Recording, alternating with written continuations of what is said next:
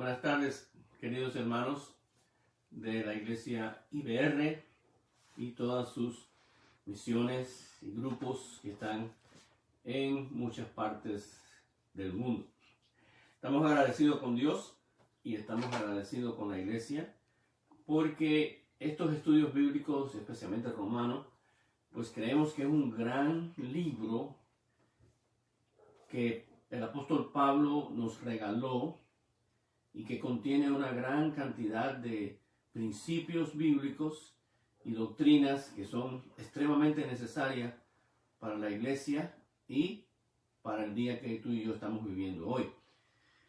Romanos 7 es el capítulo de esta tarde y yo voy a leer los primeros versos, o el primer grupo de versos. Voy a empezar en el capítulo 7, versos del 1 al 6. Yo espero que usted pueda abrir su Biblia, buscar su lápiz y papel, su highlighter para poder hacer énfasis en los puntos importantes que queremos que usted se acuerde. Dice la palabra del Señor, ¿acaso, en el verso 1, acaso ignoráis, hermanos? Pues hablo con los que conocen la ley, que la ley se enseñorea del hombre, entre tanto que éste vive. Porque la mujer casada está sujeta por ley al marido mientras éste vive. Pero si el marido muere, ella queda libre de la ley. Okay. Entonces, perdónenos, seguimos adelante. Yo estoy en el verso 3, vamos a repetirlo. Así que si en vida del marido se uniere a otro varón, será llamada adúltera. Pero si su marido muriere, es libre de esa ley. De tal manera que si se uniere a otro marido, no será adúltera. Así también vosotros, hermanos míos, habéis muertos a la ley mediante el cuerpo de Cristo, para que seáis de otro, del que resucitó de los muertos, a fin de que llevemos fruto para Dios. Porque mientras estábamos en la carne, las pasiones pecaminosas que eran por la ley, obraban en nuestros miembros llevando fruto para muerte. Pero ahora estamos libres de la ley por haber muerto para aquella en que estábamos sujetos. Disculpen una vez más, perdonen hermanos. Así que vamos a pausar aquí, vamos a dialogar, a hablar sobre lo que hemos acabado de leer. Yo estoy muy agradecido con el pastor Fabio porque él es excelente maestro. Y él hizo una gran y bella clara exposición del capítulo 6 de Romanos, el cual explica que el creyente está claramente bajo la gracia. Pero usted sabe que usted y yo siempre luchamos contra el pecado y especialmente contra el pecado habitual. A veces se nos hace hábito, que no debe de ser, pero así pasa. Y ustedes saben que en el símbolo del bautismo, cuando nos ponemos debajo del agua, estamos muriendo con Cristo, y cuando nos levantamos estamos resucitando con Cristo, pero también es un símbolo de dejar la vieja vida o el hombre viejo y levantarnos al hombre nuevo, totalmente espiritual, bajo la gracia. En los primeros 3 versos, en esta analogía del matrimonio, nos deja saber claramente que la ley se enseñorea del ser humano, pero es mientras él vive. Esta es la clave. La muerte pone fin a todos los compromisos, contratos y obligaciones. Por eso es que una mujer queda libre de la ley del marido si éste muere. En Romanos 7:4, la muerte de Jesús nos explica, Romanos, que la muerte de Jesús nos libera de la ley. Entonces morimos con Cristo y nos levantamos con Él. Entonces, como dijimos ya en la analogía del bautismo, morimos al pecado y morimos a la ley.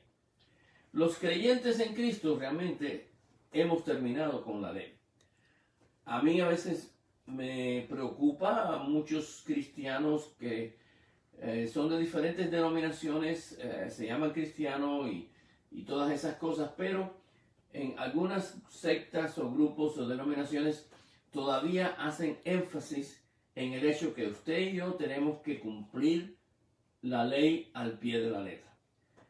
Ese concepto realmente dejó de ser cuando Cristo vino, murió en la cruz del Calvario por nosotros y nos liberó porque estamos juntos en la muerte de Cristo y vivimos espiritualmente con la bendición del Señor. Entonces, cuando decimos que el cristiano ha terminado con la ley, no significa que ahora vamos a hacer lo que nos da la gana, porque estamos bajo la gracia. No, esa es una equivocación. La gracia no es un permiso, no es una licencia para hacer las cosas mal. Realmente el hecho de que estamos libres de la ley, pero realmente tú y yo ahora, después de haber sido liberados de la ley, ahora tú y yo estamos bajo la ley de Cristo, la ley del Nuevo Testamento. Entonces los creyentes sí terminamos con la ley, pero ahora seguimos en lo espiritual, que es vivir una vida espiritual con Cristo. Amén. En Romanos 7:5 la Biblia nos dice que las obras de la ley siempre obraban para muerte, porque volvemos que las cosas de la carne, las cosas de este mundo, el final son de muerte. Entonces, el estar libres de la ley, aunque déjenme decirles algo y ojalá que puedan entenderlo, la ley no justifica, ni la ley santifica, ni nos hace más santos delante de Dios. Lo que hace la ley es que nos revela quiénes verdaderamente somos o qué verdaderamente hemos hecho que no está de acuerdo con la voluntad de Dios. Entonces la Biblia dice que nosotros ahora debemos estar bajo el régimen del nuevo hombre, el régimen del Espíritu, y no servir a la ley por la letra como era antes de que nosotros conociéramos a Cristo. Entonces, lo importante aquí es reconocer que la ley tuvo su lugar, la ley tuvo su propósito, y como han dicho algunos, la ley nos lleva a Cristo, porque realmente nadie pudo ser justificado por la ley, porque por eso es que la Biblia dice que ahora nosotros hemos sido justificados y hemos sido santificados por Cristo, y eso ya se ha enseñado en varios capítulos atrás, y el pastor Fabio ha hecho un gran labor tratando de explicar lo que es la santificación y la justificación. Dice Romanos 7:7, hablando del pecado que mora en nosotros, dice, ¿qué pues diremos? ¿La ley es pecado? Dice la misma Biblia. En ninguna manera. Pero yo no conocí el pecado sino por la ley. Y porque tampoco conociera la codicia, si la ley no dijera, no codiciarás.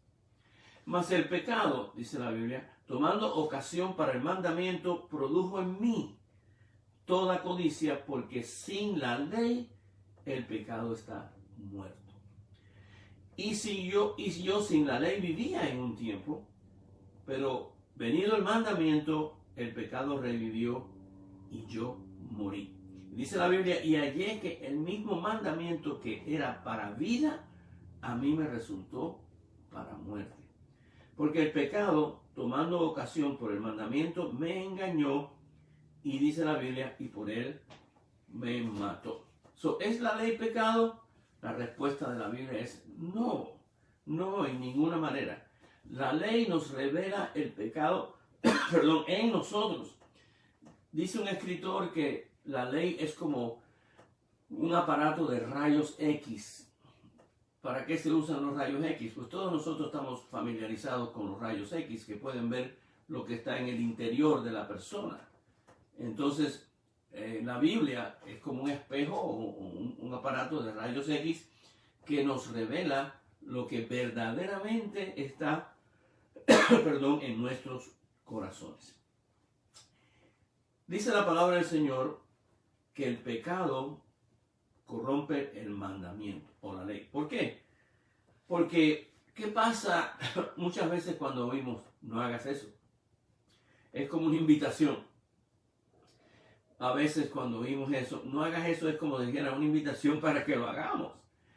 ¿Por qué? Porque tenemos un corazón pecaminoso y rebelde. Eso me recuerda a mí una vez que cuando yo era niño, mi abuela venía caminando por dentro de la casa con unos vidrios en sus manos y ella tenía que pasar por delante de mí y estaba con esos vidrios, y lo primero que me dice mi abuela es: Tony, ten cuidado que tengo esos vidrios, no me toques. ¿Y qué ustedes creen que hice yo? Yo era un niño. Yo me levanto, estiro mi mano y toco el vidrio. ¿Y qué ustedes creen que pasó? Me corté todos los dedos de la mano. Así que sin querer, mi abuela me advirtió que no lo hiciera, y lo primero que nació en mí, me imagino que es por la naturaleza pecaminosa que está en nosotros, que tuve deseo de hacer lo que no debía de hacer. Y como resultado, tuve un montón de cortadas en la mano. También, si ustedes recuerdan, en la historia de los Estados Unidos hubo un tiempo donde había una prohibición, una prohibición legal donde no se podía consumir alcohol.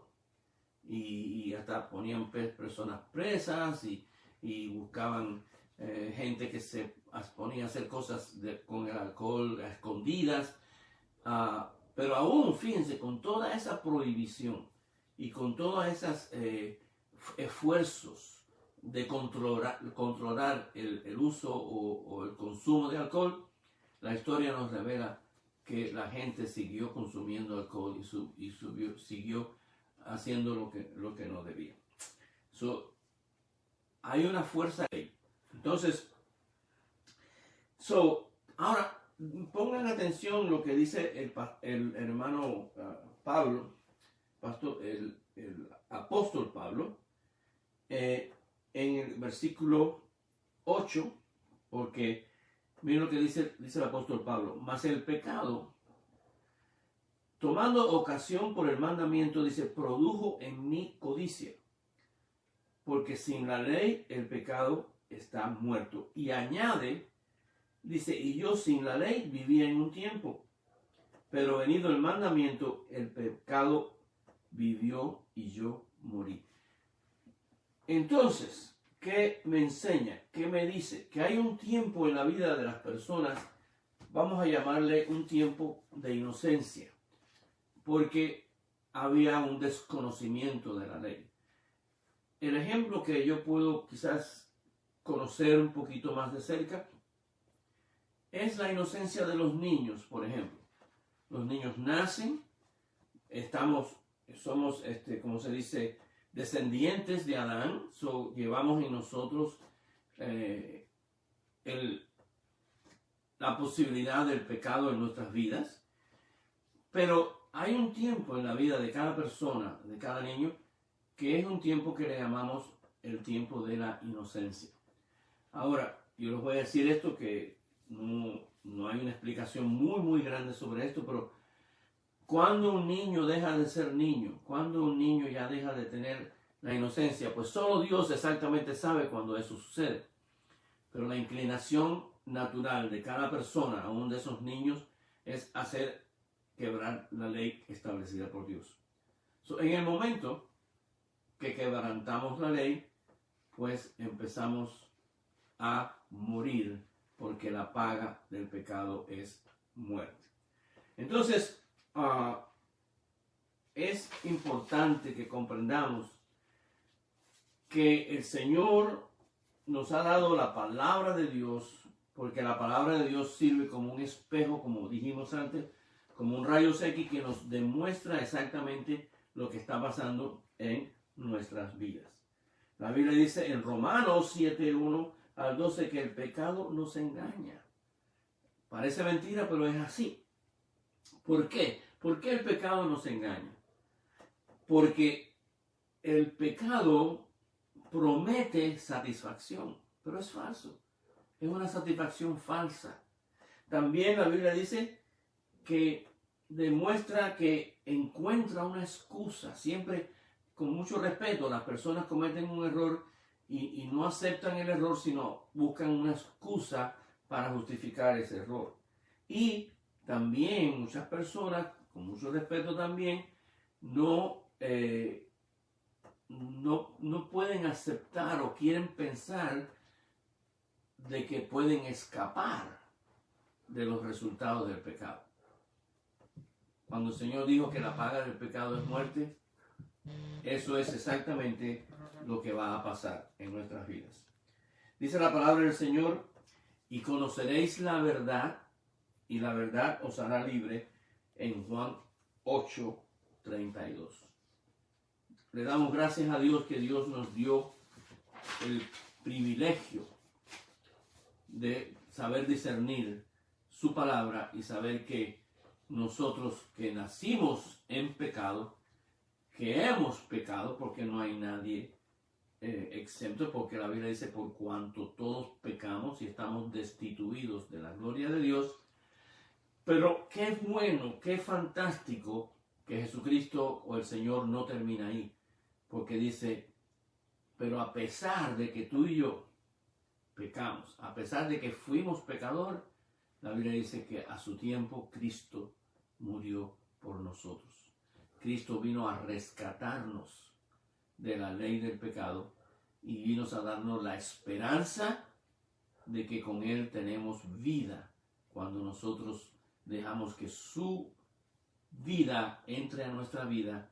Nacemos de nuevo, ahora somos seres espirituales y pertenecemos a la población espiritual privilegiada de conocer a Cristo y de caminar con Cristo. Amén. Dice C.S. Lewis, un escritor americano muy prominente, que ningún hombre sabe qué tan malo es hasta que intente ser bueno. Porque desafortunadamente ustedes saben que el diablo, el enemigo, es sutil, es un engañador. Y el otro día oímos al pastor decir que se presenta como un ángel de luz. Eso es lo que dice la Biblia. Y como consecuencia, pues es fácil ser engañado por las artimañas del enemigo. La Biblia nos explica que dentro de nosotros hay un ser interior y que ese ser interior se deleita en las cosas espirituales, se deleita en la ley de Dios. Pero la Biblia nos habla de la lucha espiritual que tú y yo experimentamos casi a diario. Porque miren lo que dice la palabra del Señor. ¿Qué pues diremos? ¿La ley es pecado? ¿Hablamos de eso? En ninguna manera. Entonces, un poquito más adelante, cuando ya dijimos que el pecado toma ocasión con el mandamiento, y entonces dice la palabra del Señor que dice: porque el pecado, tomando ocasión por el mandamiento, me engañó y me mató. Entonces, de manera de que la ley a la verdad es santa y el mandamiento santo, justo y bueno. Luego, lo que es bueno vino a ser muerte para mí, en ninguna manera, sino que el pecado, para mostrarse pecado, produjo en mí la muerte por medio de lo que es bueno, a fin de que por el mandamiento del pecado llegamos a ser sobremaneras pecaminosos. Porque el pecado crece, el pecado aumenta y el pecado nos destruye. Porque sabemos que la ley es espiritual, mas yo soy carnal, vendido al pecado. Eso lo establece la Biblia, está bien claro. Pero ¿qué significa eso? Significa que usted y yo tenemos una lucha diaria. Y para eso vamos al verso 15, porque dice: porque lo que hago, entienda, no lo entiendo. Pues no hago lo que quiero, sino lo que aborrezco, eso hago. Y si lo que no quiero, esto hago, apruebo que la ley es buena. De manera que ya no soy yo quien hace aquello, sino el pecado que mora en mí. Y yo sé que en mí, esto es, en mi carne, no mora el bien, porque el querer el bien está en mí, pero no en el hacerlo. Esta lucha, hermanos, es una lucha diaria entre el espíritu y la carne. La carne, hermanos, es el símbolo donde nosotros luchamos al nivel espiritual. Por eso es que nosotros nunca vamos a poder ganarle la batalla o la pelea del pecado en nuestras propias fuerzas. No podemos, porque la inclinación en nosotros es hacer el mal. Dice Pablo que encuentro que hay una ley en mí. Hay una ley que está en mí. Verso 21 dice, así que queriendo yo hacer el bien, hallo esta ley, que el mal está en mí. Pero según el hombre interior, dice la Biblia, me deleito en la ley de Dios. Pero veo otra ley en mis miembros que se revela contra la ley de mi mente y que me lleva cautivo a la ley de pecado que está en mis miembros. Esa es la lucha. Pienso cosas que quiero hacer bien, pero muchas veces no lo hacemos bien, porque no podemos ganar la batalla, como dije, por nuestras propias fuerzas. Dice la Biblia en el 24, miserable de mí. Pablo decía, wow, ¿qué es esto? ¿Qué me está pasando? Pero quiero decirles, hermanos, que sí somos miserables cuando no estamos con Cristo. Hay esperanza y hay victoria. Y la victoria nos la dio el Señor, nos la dio Cristo. En el momento que Él ganó la batalla contra el pecado, muriendo en la cruz del Calvario por cada uno de nosotros. Y ahora Él nos ofrece, fíjense, gratuitamente,